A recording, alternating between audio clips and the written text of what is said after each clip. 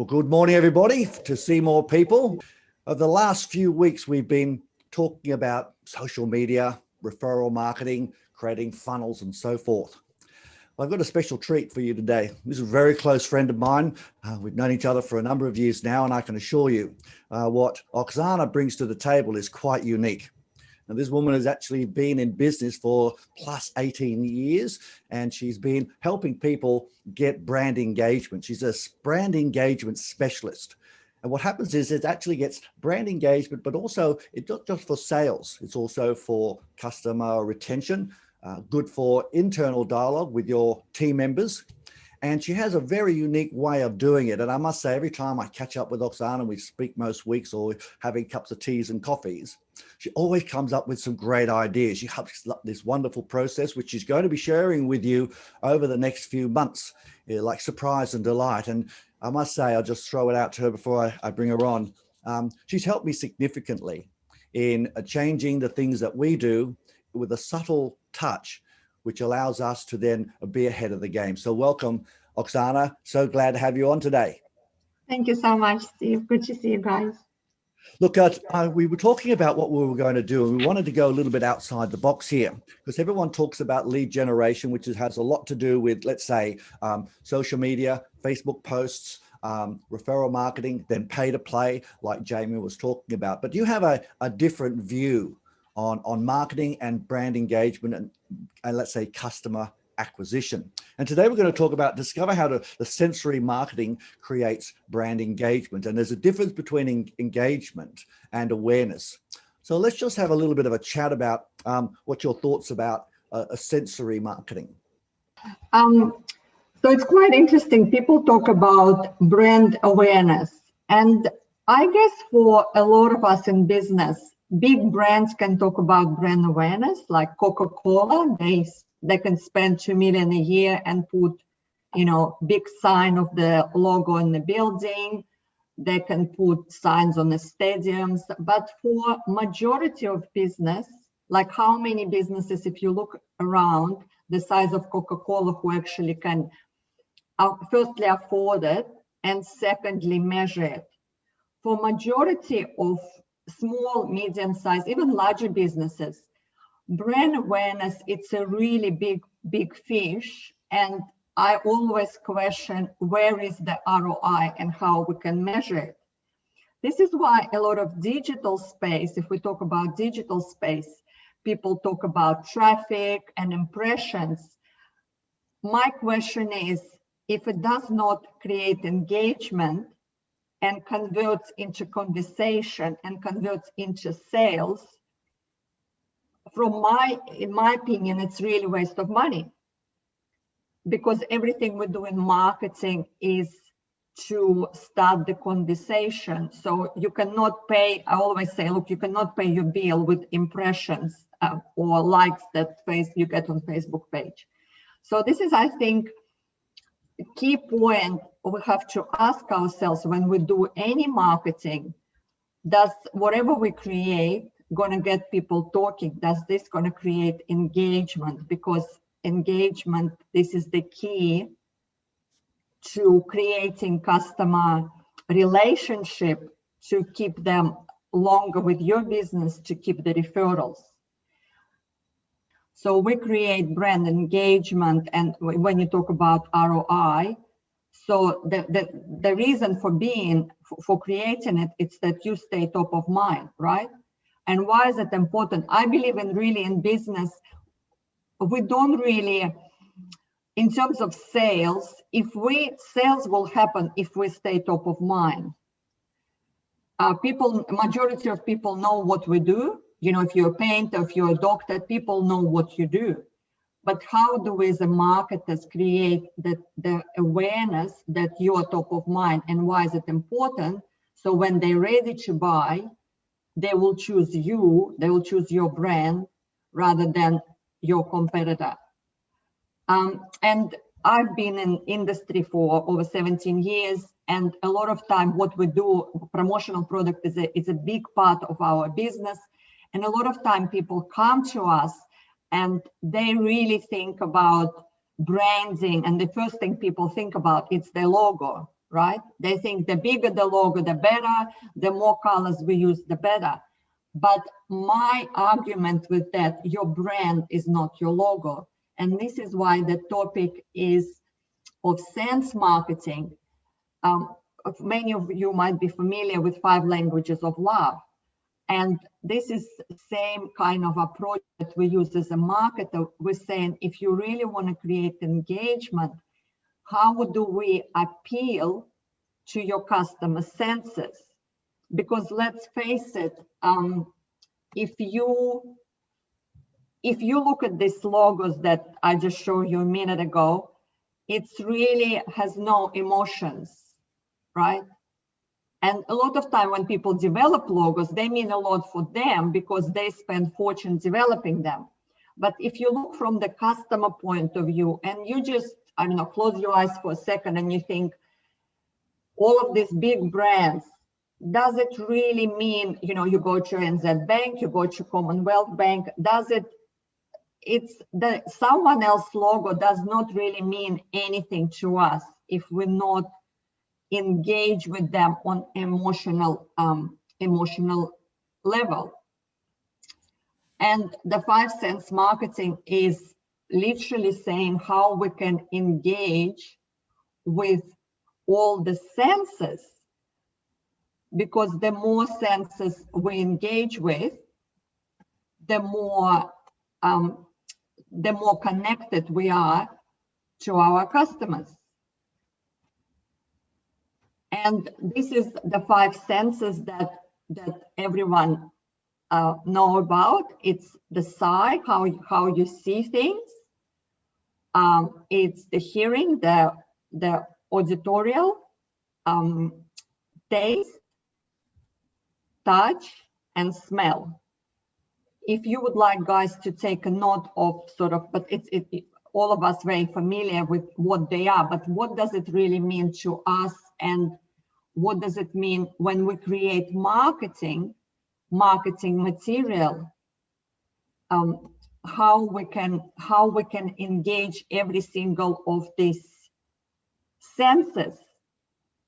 And let's I'll probably just take it, you know, one by one, step by step on each of them and give you practical examples so you can actually take it and use in your business.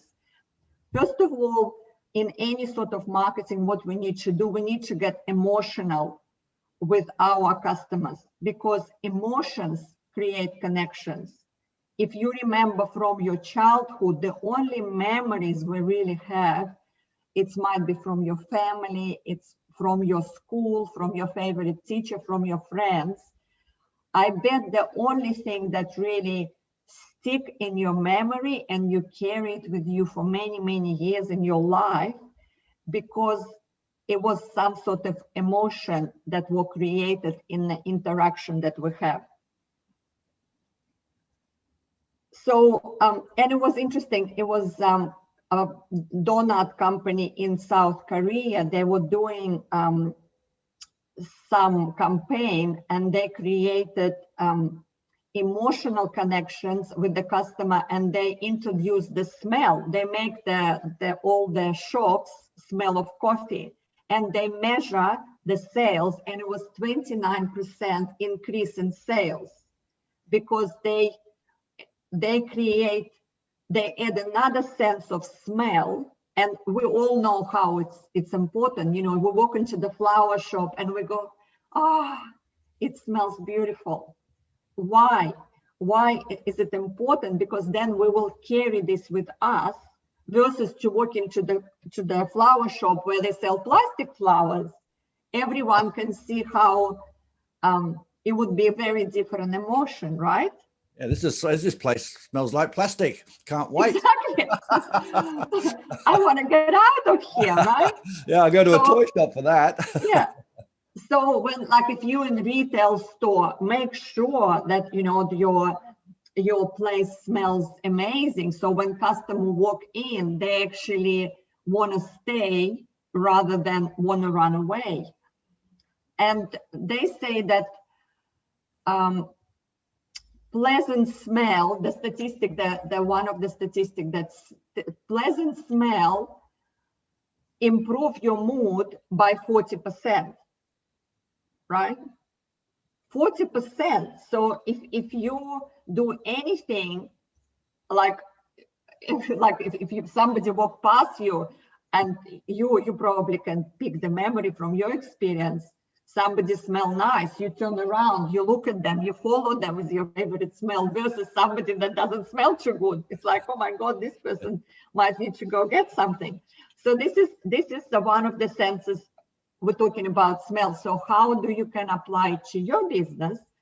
Think about the ways. You might do the Christmas card, and you might add some sort of, now with the printing, you can actually add a smell of something. You know, if you have fresh ideas, I talk about, say, add the smell of lemon, because lemon represents fresh and this citrusy smell. Then we talk about the sound. And everyone probably had experience when you have a song that playing for the days or for the weeks in your head, and this is very sticky. And a lot of brands spend so much money on jingle and slogan. Why? And the reason being because they want their brand to be stickable. You know, Victoria's Secret, the lingerie brand, they play the classic music in their shops. So it represents certain quality.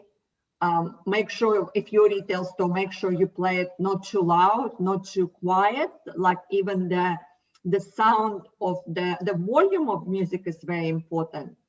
And when you think about, okay, people say, oh, I don't have retail store. What about me? But then if you in business, how do you sound, right? Steve, you train in sales, and you know when to say something, when not to say, when you say it softer or you say it louder, it's have a very different effect on how people engage with you. You know, even your voicemail, right? Is it friendly voice, or you record it with some back noise in the train station and people calling you and then they don't even hear your name? And make sure that when you answer your phone, you always answer it in the same way, because consistency builds trust. So if you train your staff, make sure everyone's saying, like, I always answer my phone, good morning, good afternoon, good evening. Good morning, Impero, this is Oksana. Or if anyone else answering the phone, they always say the last, they say the name. Because if you say your name last, they said, oh, hi, Oksana, how are you? Versus, good morning, can I help you? If I say Oksana before that, they forget my name.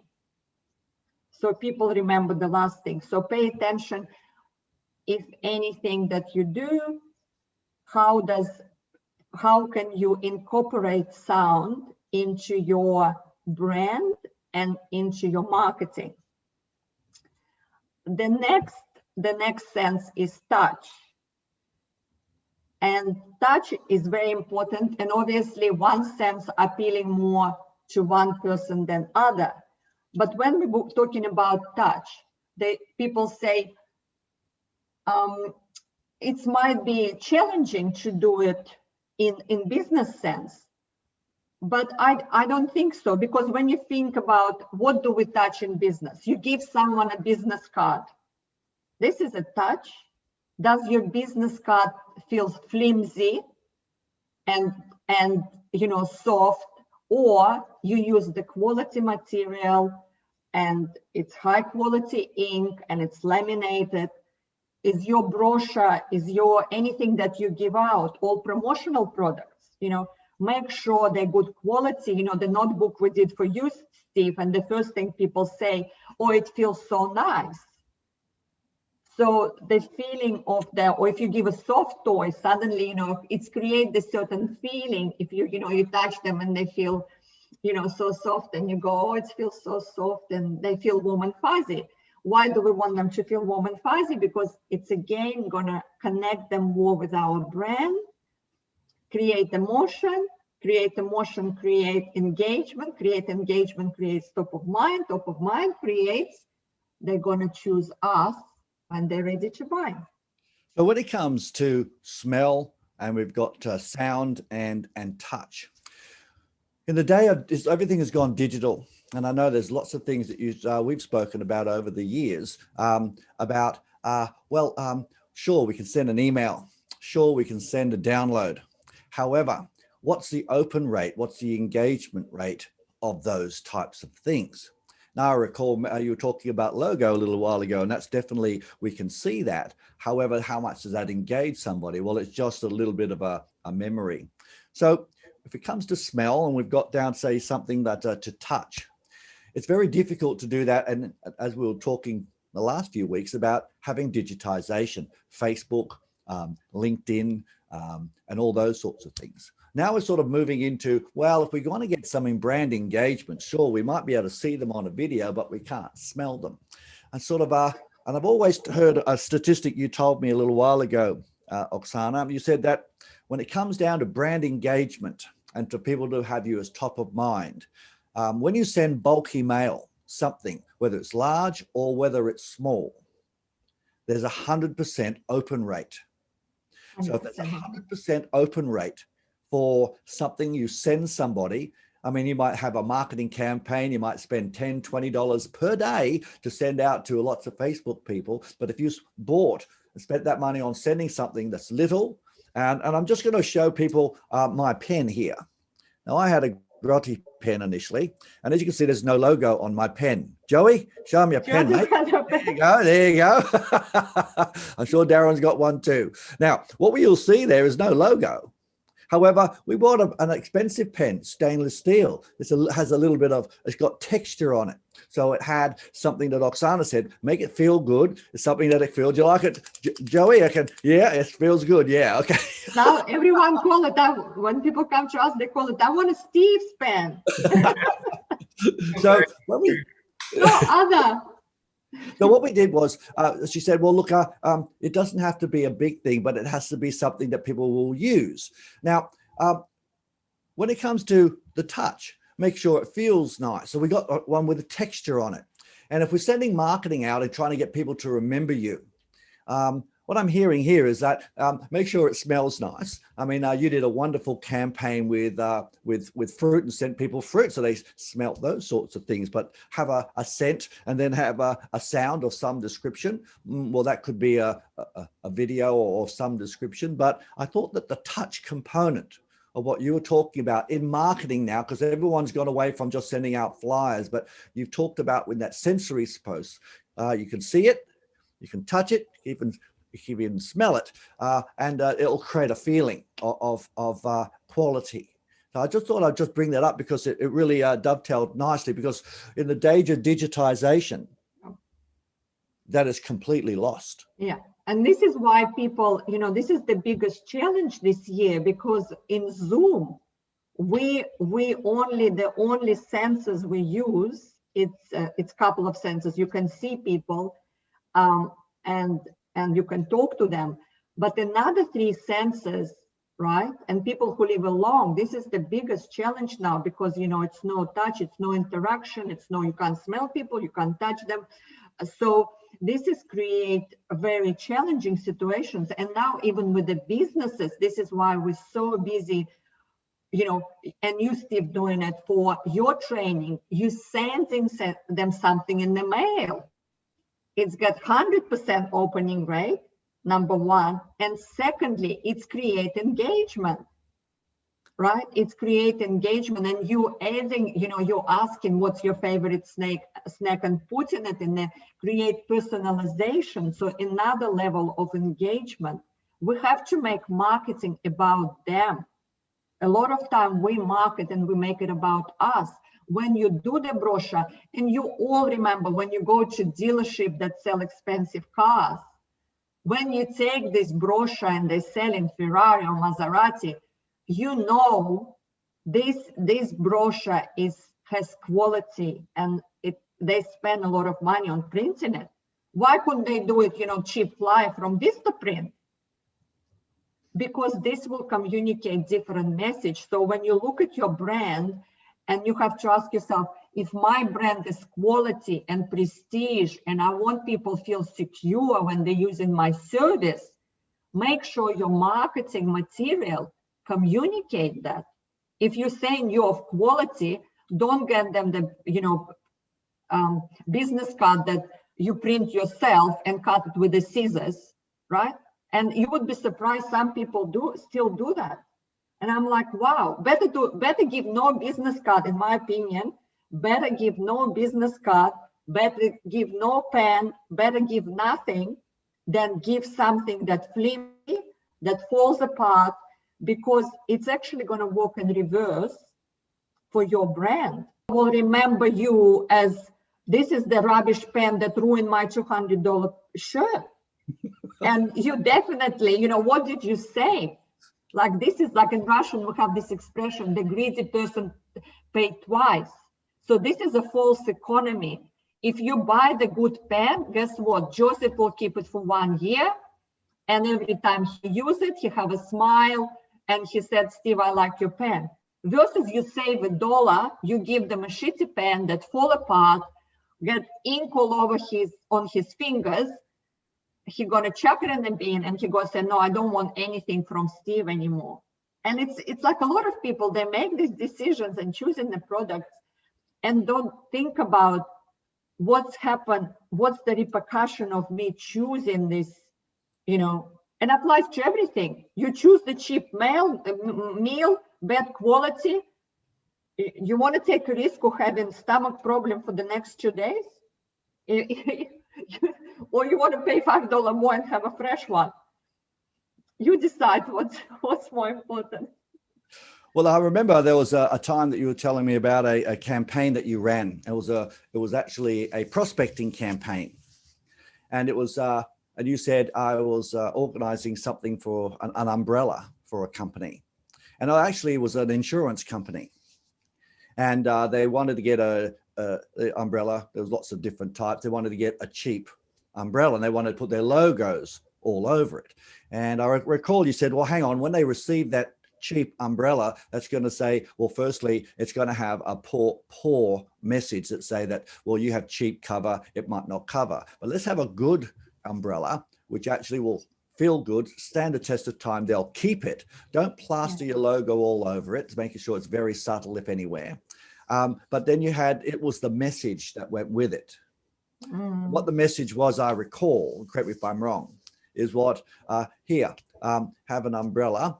If you want to have some real cover, give us a call. So in other words, a quality umbrella, it had some real cover that will cover you for your insurance, but you gave a quality umbrella. Now, you suggested they send out less of these umbrellas to people that would know that they were quality. And then the note would say, if you want to give us a call, and then there was a follow-up. So there was when you ring up, you're proud to then give them a follow-up call if there is a process. And also you suggested that there was a call to action on the actual bulky mail with a let's say, go to a URL and download something, but they will remember the umbrella and they will forget the download.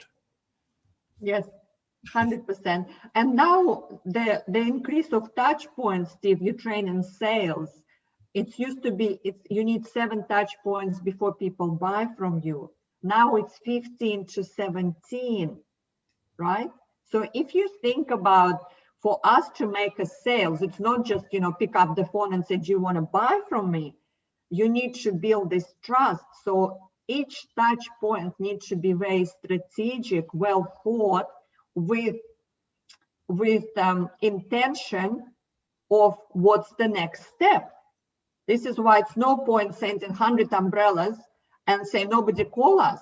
I'm like, people, or even it's simple exercise, you posting on LinkedIn and you hoping people would gonna comment on it.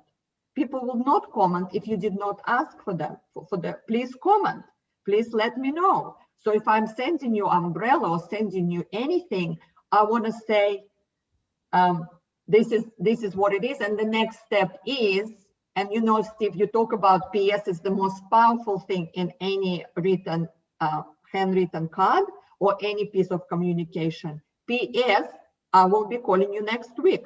PS, let's discuss that next time we meet. PS, hope your family having a good I don't know, Melbourne Cup celebration.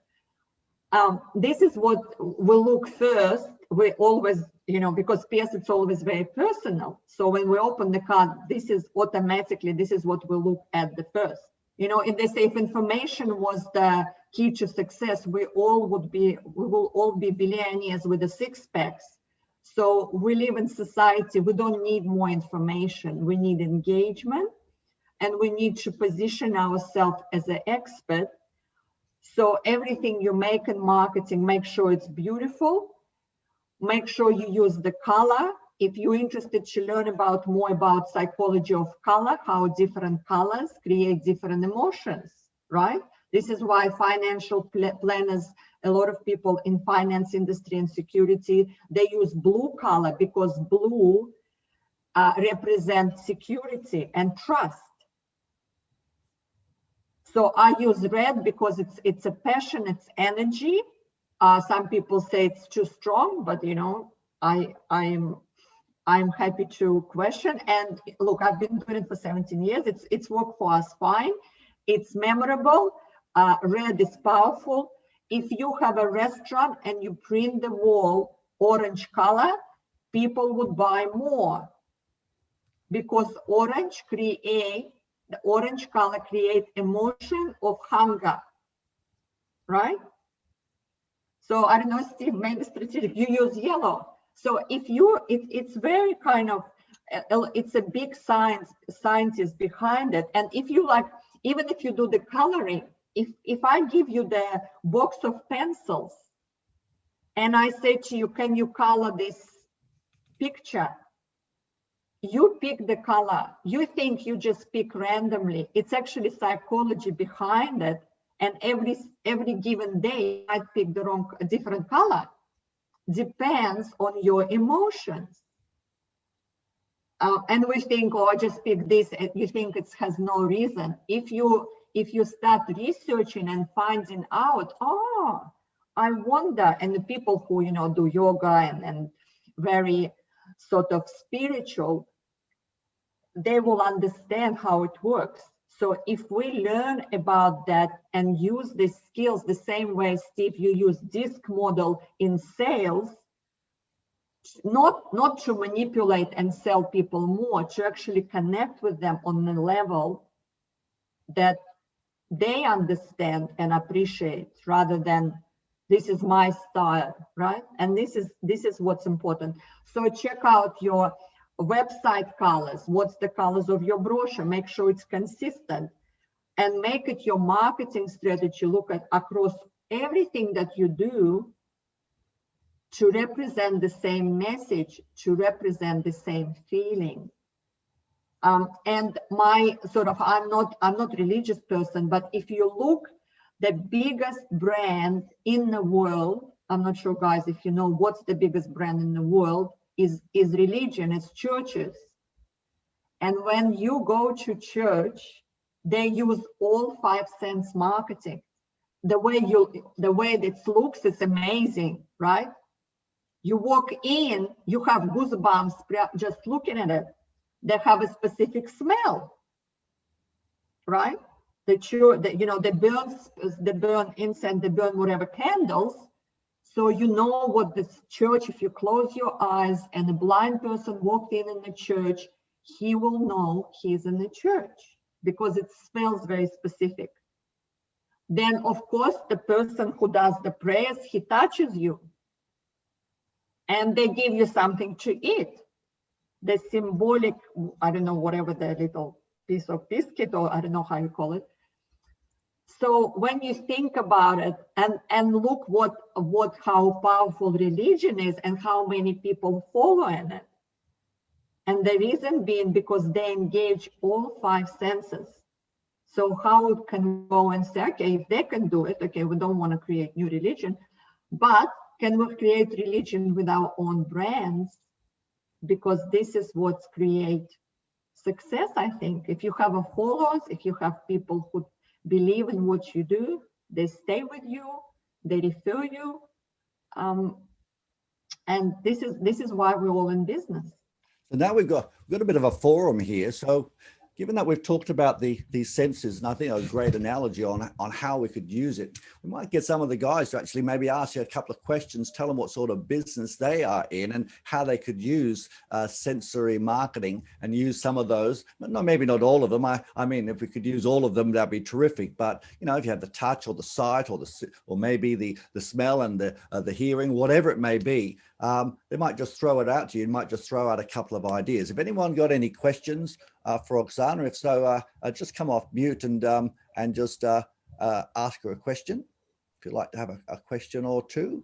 Yeah, I've got a question, Oksana. Just you mentioned. Hi, David. Hi. You mentioned there was up to 17 touch points, and obviously, if you already know the person, there's less. But if you're marketing, how often would you need to send them something, you know, to the same contact? Are you talking about physical thing? Yeah. Like how often would you need to send them something in the mail to the same contact before you stop sending them something, or you go on to a new person and you say, well, that lead is finished, I won't send them something. Is there a general rule around that to build up the number of times or touch points? Yeah, it's a good question, because when we talk 15 to 17 touch points, it might be, you know, they like your LinkedIn article, you send them email. This is also, you know, it's a marketing mix. I personally, and it's also standard and extras. Like if you start doing it too often, they kind of expect it. So for me personally, let's say I created this, you know, spray with a cloth, and I think, okay, this product, they probably last them for 6 months, right? So, but I think personally, I do it every quarter. So if I plan my year, I think, okay, how can I get something into the hands every quarter? It used to be 42 days before people forget you. I think now it's about 3 weeks. So I think sometimes it'd be 3 days. Yeah, some people, yeah. So this is, yeah, and this is why it has to be meaningful and useful, because if you send them something that's completely irrelevant, guess what? They don't have a life. Like for Joseph, look, and I said, if I offer someone notebook and pen, I said, look, statistically, people will use it and notebook will last anywhere from 6 to 12 months. If you're writing like a crazy, you know, writing a book note taker, it's probably 3 months. So I always I do the campaign with the COVID, I did this sanitize and tape measures and all this little salt lamp.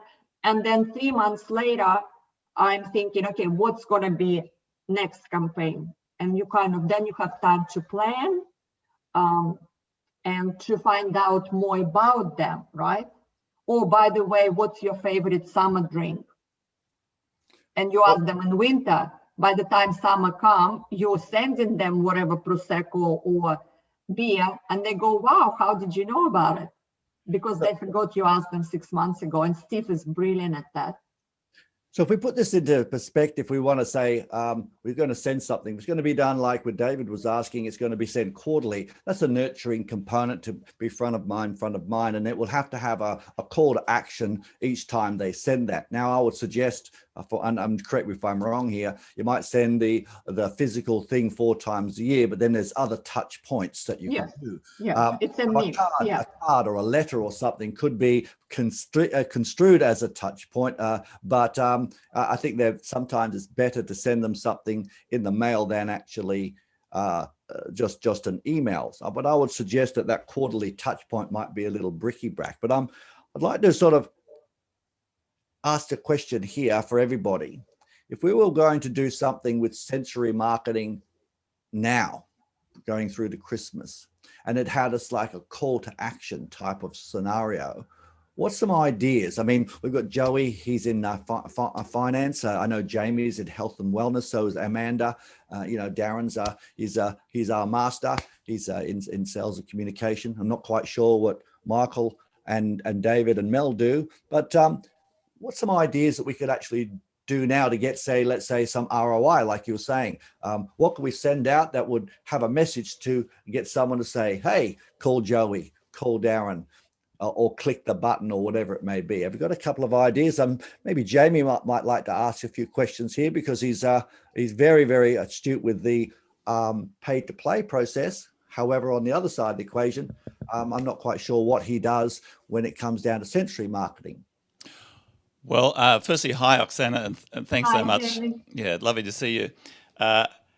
And we have migrated to Zoom-based weight loss coaching, but it's actually like Steve. We are hybrid. We put something in the mail, and I'm sure I think I should send you one of these for critique, because I'm just almost embarrassed. It probably looks pretty crappy, and it could look a lot better. We do actually include, I don't have one here, a tape measure. It'd be great if that was branded, like that they can measure their waistline and things like that. So no doubt, and this is a bit of a wow factor when they enroll in the program, and it's a premium program, they get this in the mail, so something in their hot little hands, and this is Jamie. Yeah. that's the key. So it'd be fascinating to look at ways to improve the the sensory experience, when they receive that. Would it be okay if I actually sent you a trial pack, and Yes, I would get love that. your Yes, feedback, yes. so then you can have it in your hot little hands. You can say, "Oh, Jamie, this is crap," with a few little changes we could improve I've it. I've been doing the tape measure myself. Oh, fantastic! Right, and the when I send it to everyone, so the key is, if anything under 2 centimeter, this is my inside secret information. If you want to save money, I have all range of products that will fit under 2 centimeter when you mail it. Oh, okay. Because if it's under 2 centimeters, it costs you $2.20 to mail. Oh, okay. Fantastic. Versus to mail this item that doesn't look too much bigger, but a little bit bigger, but because it's not 2, it's over 2, it costs $8.95. Wow.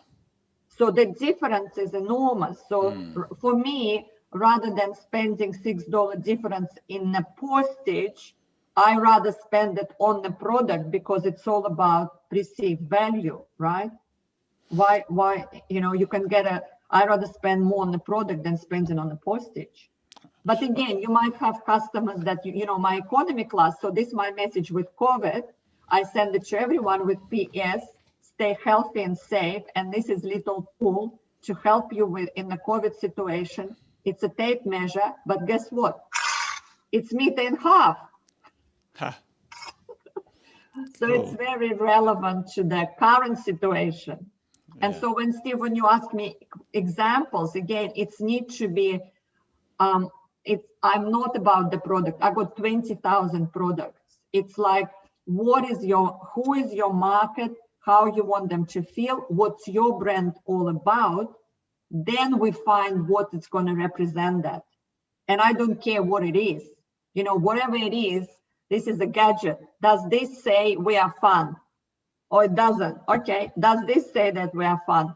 Then we find the product. And with a lot of online courses, when people do now online courses, I create the product that will represent, because you have a module. If you have a module, and let's say in the one module, you teach them all about timing, maybe we're going to send them alarm clock, right? So every week, if it's a 6-week course, we keep a surprise factor. We put it in one package. They receive the box, but instruction is every week it's a new module, and every week you have to unwrap one item, right? Because it's create engagement and they create curiosity. Oh, I wonder what's the next module would be. Next module, it's all about being adaptable. When they open the box, guess what? It's adapter inside.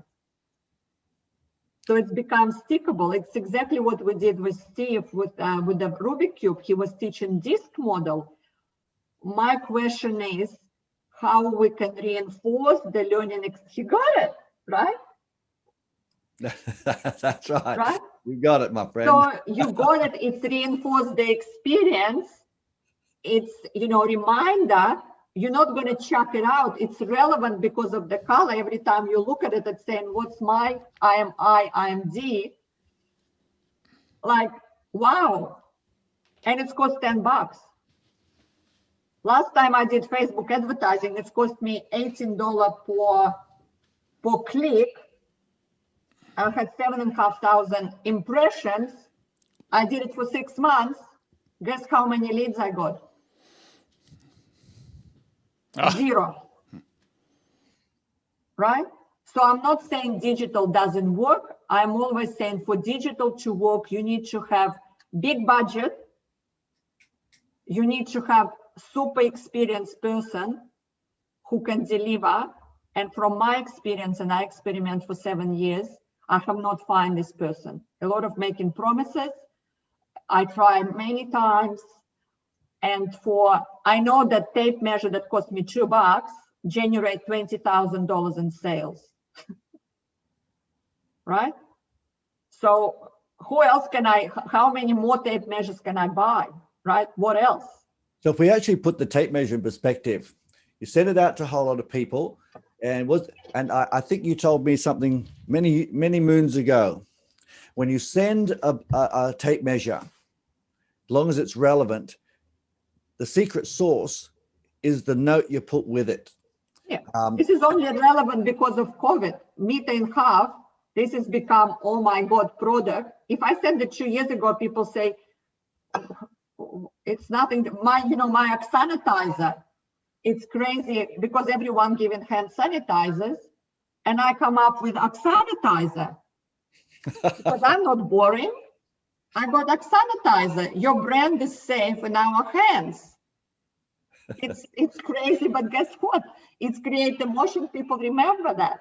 So what happens there, guys, is that Oksana sends it, hey, be safe. And they go, this is really cool. I want one too.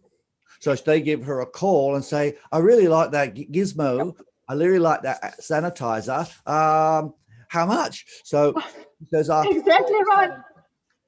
And I can show you, I sold it to preschool. One of my colleagues, when I gave her tape measure, she goes, oh my God, can I do it from my preschool? Then she ordered 500 of it. She said, kids love it. We ordered, she said preschool at Randwick.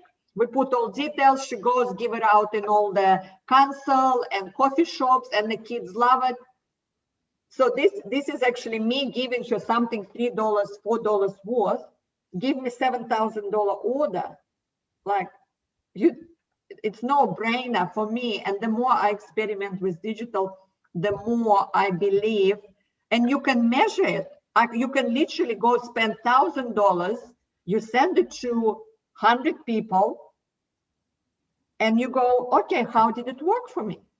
So I'm going to ask you a question here, because you send them the tape measure. They go, wow, they send the Oksana sizer, and it's a front of mind activity. But because that's your business, they'll actually call you back and say, hey, that's great. You've got some of that. How can I get it? What's an idea? Let's say for Jamie, that the pack, my pen, is for our clients to get them engaged. Well, let's talk about, before we wrap up today, if it's a prospect, how do we get them to actually engage you, to make the phone call or send you the email? Great question. So Jamie might say, and we all know that it's cost 5 to 7 times more to get the new customer than keep an existing ones. But ironically, we spend all the money on getting new customers. Like, you've been to the restaurant and they never even get your data. You think, I just spent $300 on dinner. And here they are spending, $1,000 a month on Facebook advertising to the new customer. What's wrong with me? I'm already here. Invite me back. I'll come. I like it. But they don't do it. So Jamie might include 5 tape measures in his pack. When they finish the course with a little card saying, guys, thank you for completing the course, congratulations. By the way, if you know someone who would be interesting or beneficial from that, please give them this. give them this card with the tape measure and ask them if they enroll and they mention your name, they get, I don't know, you make it up, whatever you get, you know. So suddenly, because referral, it's our job to give them tools to refer us. Even if they're happy with our service, they're not going to go and say, oh, let me look for new customers for Jamie. They're too busy. But if we give them the tools, if I send my nail filers to the marketing managers, I said, look, I love dealing with you. I'm looking for more customers like you. Here's 5 of my nail filers. If you come across of someone else that you might think will benefit from my service, please give them a nail filer. I give them the tool to look good, to look generous, to give something to someone at my expense, but it's actually lead generation for me that cost me $1. No brainer. All right, so we're getting to the end of our time. So before we wrap it up, I always like to throw it out there. Has anyone got another question for Oksana for their business in particular? And guys, if you have any questions or you want to discuss like what can be done particularly in your business, I'm happy, you know, just email me and I'm happy to answer the question or help you out with the marketing strategy or how to automate things, how to include sense marketing. Jamie. Now, one of the things I just want to add, when it comes down to marketing is to get acquisitions for, let's say, leads. Also, marketing is also for retention and perceived value. And what you're saying to us today is really valuable, because what happens is when we get a client and when we say, let's say they receive something afterwards, that's confirming value. So they buy the product from you. So that's terrific. Then they get the something that's of quality, something that looks nice, and something's memorable. That confirms the product was of quality, but also of value, which means it justifies the purchase logically. So there's less buyer's remorse and more probability. If you ask for a referral or you ask for a recommendation, they'll be quite comfortable with it, because they've not just had bought a nice buying experience, but they've got something tangible that is proof. And I think in this day and age, proof has to be a tangible, not just a whole lot of words. And that's why the sensory component on prospecting, sure, front of mind, sure, but I also feel it's really important that there's a continuum of a quality product or service, and a little bit, let's say, different, like sending Oksana sizes and all those little things that are a little bit different. All right, so guys, if you haven't got any more questions, I will be putting Oksana's email there. I know I've got a couple of guys wanting the email, so I'll be sending it out to you, and you can connect with her. She's absolutely brilliant at strategy as well. So if there's not any more questions, if you put your hand up if you have one before we wrap it up. Oh, Jaron, you do? Terrific. So I'll make it lucky last. Off you go, mate. Oksana, Christmas coming up. I think a lot of business owners and sales professionals always think Christmas is a time to do this. You're saying sort of do it every quarter. Do your stats show you get a better result of doing this at Christmas when a client might expect you to do it, or just at a random time where they are less expecting of that? I'm anti-Christmas. I never do anything where everyone else does. Everyone else sends in Christmas card. Why do I want my card amongst another 50 cards on the blinds of their offices? Everyone sends, you got 52 weeks to surprise, delight, create wow experience. I don't want my anything, even if it's $2 mail out, I don't want it to be lost with another 100. You got 52 weeks. Send it now. And you said the PS, I want to be the first one. Let me know if I am. Right? So this is my tip. I never do anything traditional. If you want a traditional, I don't know, go to Vistaprint, go to the company that sells you products. But I think the best, you create the best emotion, the best customer experience. The question is, whatever I'm doing, is this going to give them the great time? Nothing else is matter. So complete the experience. It wins the attention. The challenge with Christmas, you cannot win the attention because they have another things. So do Christmas in November. Any day, like you say, I say it's always sunshine in my head, right? So people say it's raining. Now, before they go, guys, Oksana has a little book called the She has 23 ideas of engagement. If you'd like to have that, put your email in the chat box now, and she'll send that across to you. I've actually got it. It's very good. Lots of little ideas that are terrific. So if you put and your practical email, and cost effective, because I know small businesses, they don't have, if people had budgets, you don't have budgets that big company have, but we can do marketing on the shoestrings that create the real connection. We have to be smart about it. It's never lack of resources. It's a lack of resourcefulness. All right. So if you want that little book, it's a nice little PDF you can ebook. send. Yep. Pop your email in the chat box, and I'll get it off to you. All right. Awesome, guys. Thank you so much. Well, thanks so much, Oksana, for coming on. So some great ideas from acquisition, also retention, but also getting our brand to actually have a touch and a feel and a smell. So thanks so much for your time. It's awesome to talk to you.